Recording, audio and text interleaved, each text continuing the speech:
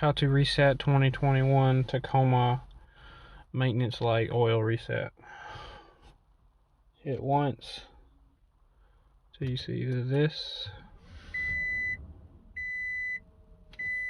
Scroll over to this icon here using these buttons.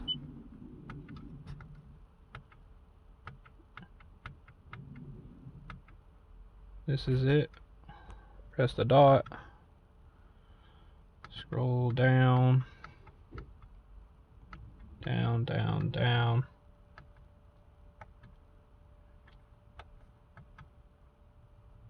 Pretty easy. Now your maintenance light is complete.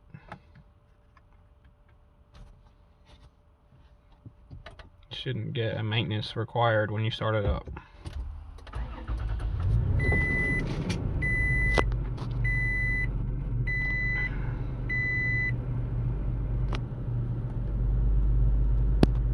No maintenance.